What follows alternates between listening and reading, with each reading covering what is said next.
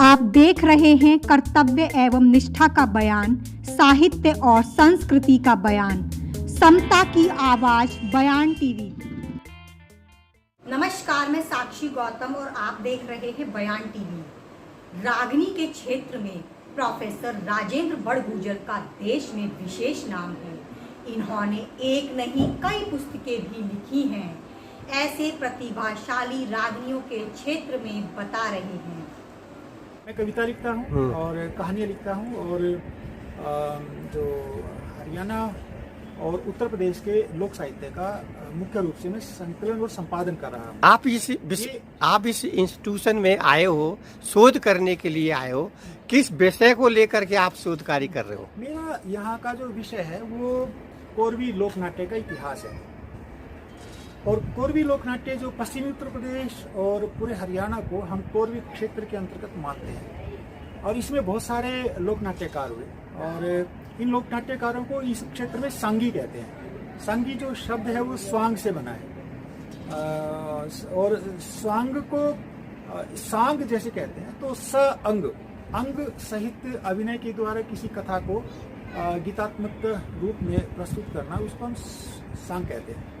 तो लगभग 250 सालों का इतिहास मुझे यहाँ पे लिखना है और इसमें पश्चिमी उत्तर प्रदेश और हरियाणा की जो लोक संस्कृति है और विशेष रूप से सांगों का जो प्रचलन है वो लगभग एक समान सा ही है। हरियाणा के बहुत सारे जो कवि हैं वो उत्तर प्रदेश में बहुत फेमस हुए और उत्तर प्रदेश से बहुत सारे जो सांगी है वो हरियाणा के फेमस हुए।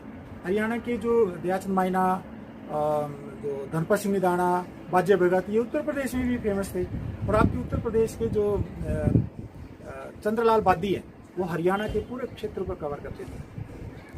उस बीच में ढोलक या नक्कारा कौन कौन लोग बजाते थे? देखिए, जो सांग है जिसको लोक नाट्य कहते हैं, ये इसके अनेक पायदानों से होकर यहाँ तक गुजरा है। उससे पहले जो आज से अगर हम 200 साल पहले की बात करें और आज के सांग की बात करें तो उसमें बहुत पर्याप्त अंतर आ चुका है। अब इस समय जो सांग है उसमें साजिंदे होते हैं। साजिंदों में मतलब लगभग 5 वाद्य यंत्र तो जरूर होते हैं, जैसे नगाड़ा है, ढोलक है, हारमोनियम है, क्लारनेट है, सारंगी है। इस तरह के जो वाद्य यंत्र उसमें जरूर होते हैं और उनको हम साजिंदा कहते हैं। मोबाइल की संस्कृति के आने पर स्वांग की प्रकृति पर क्या प्रभाव पड़ा है? मोबाइल आने से देखो, पहली बात तो यह है कि इस समय तमाम लोक विधाएं हैं वो संकट के दौर से गुजर रही है। उस तरीके से मंचन नहीं होता है जिस तरह से पहले होता था। हमारा जो समय था, हम जब छोटे छोटे 10-10, 12-12 साल के हुआ करते थे तो 10-10 किलोमीटर हम सांग देखने के लिए जाया करते थे। हमारे पिताजी के साथ सांग देखने के लिए जाया करते थे। उसके बाद फिर टेलीविजन आया, टेलीविजन में ये सारी चीज़ें आने लग गई। लेकिन मुझे ऐसा लग रहा है कि जो पिछले 5-7 साल में सांग का वो दौर, मतलब उस तरीके का तो नहीं, लेकिन वो दौर धीरे धीरे वो दोबारा से स्थापित होने लग गया है। आप अपने शोध में क्या दर्शाओगे? मैं अपने शोध में दर्शाऊंगा कि जो सांग परंपरा क्या होती है, कोरवी क्षेत्र कौन सा है, सांग की शुरुआत कहाँ से हुई और जो प्रारंभिक दौर में और वर्तमान दौर में सांगों में किस प्रकार के परिवर्तन हुए, शैलीगत और जो विषयगत किस तरह के परिवर्तन हुए, किस तरह से उसमें समाज सुधार की भावना आई, किस तरह से दलित समाज के कवियों ने वो जो सांग विधा को समृद्ध किया।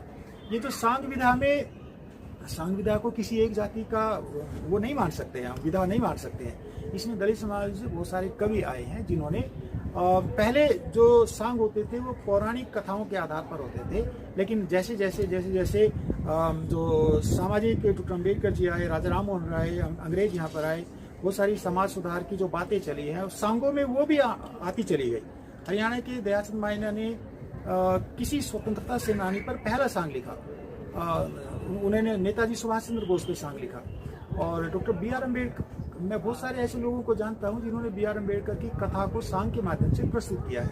तो ये सारी जो चीजें मेरे अध्ययन का विषय रही। स्वांग में गीत विधा भी रही है? बिल्कुल रही है। लेकिन गीत विधा को आप किस किस रूप में देखते हो? सांग है जो वो नृत्य, संगीत, गीत, अभिनय, और डायलॉग्स, इनका सबका मिला जुला रूप होता है।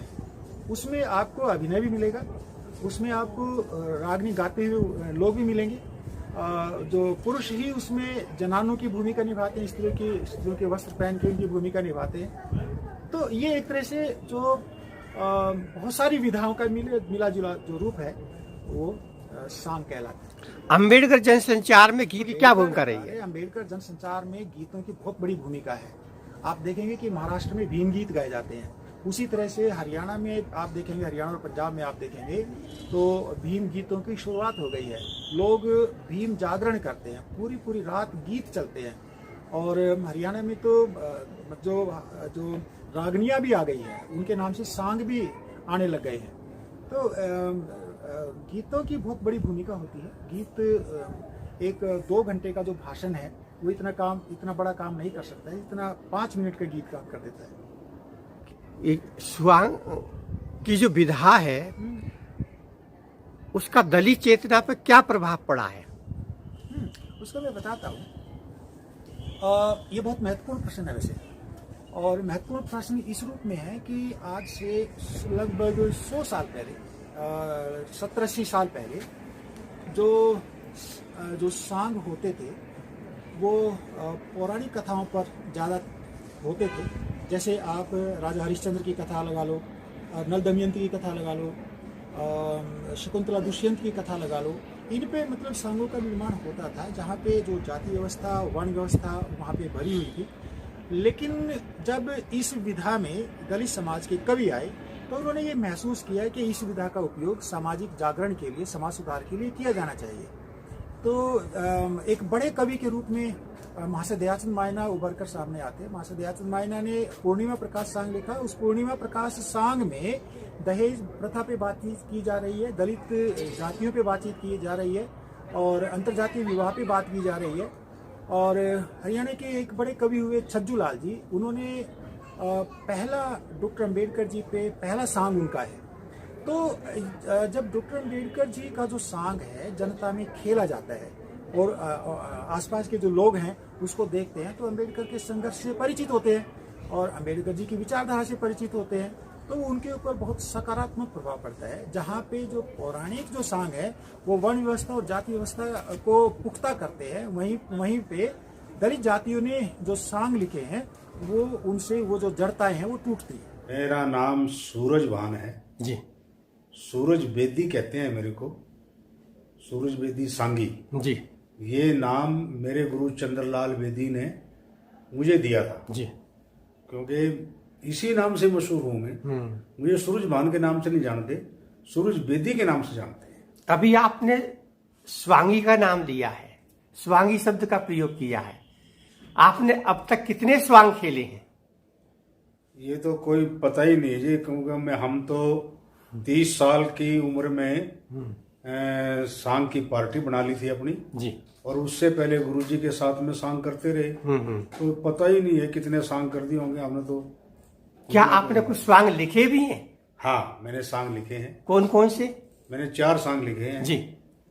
मैंने महाराणा प्रताप का सांग लिखा है, जो कि आज तक हमारे हरियाणा में किसी सांगी ने नहीं लिखा जी। हमारे बाबा भीमराव अंबेडकर का सांग मैंने लिखा है, जिसके अंदर 14-15 रागनी है और बहुत ही शानदार स्टोरी लिखी है जी। उसके अलावा एक सांग लिखा है मैंने लाल बहार कांता देवी, बहुत अच्छी स्टोरी है उसकी। और एक लिखा है शकुंतला दुष्यंत जी। और कम से कम भी 80 के करीब फुटगढ़ रागनी लिखी है, जो कि हर एक विषय के ऊपर है। जैसा जल बचाव के ऊपर है, जैसा सड़क सुरक्षा के ऊपर है, पर्यावरण के ऊपर है। अंबेडकर पे जो स्वांग लिखा है उसकी थीम के बारे में बताइए। उसके थीम के बारे में हमने सांग वहां से शुरू किया है ये कि जब हमारे बाबा भीमराव अंबेडकर बच्चे होते थे और उनको उनके पिताजी स्कूल में दाखला के लिए वो ले जाते थे और किसी मास्टर ने उनको दाखला नहीं दिया स्कूल में, तो एक मास्टर ने दया आई और वो जाकर के उन्होंने कहा कि मैं दाखला जरूर दे दूंगा, मगर पढ़ना पड़ेगा वहां पर बैठ कर के जहाँ पर बच्चों की जूते निकलते हैं।